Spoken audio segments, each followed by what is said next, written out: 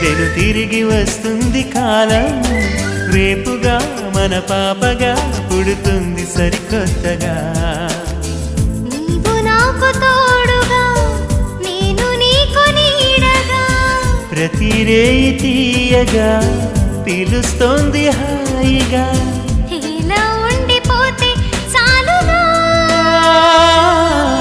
నువ్వంటే నాకిష్టమని అన్నది నా ప్రతి శ్వాస.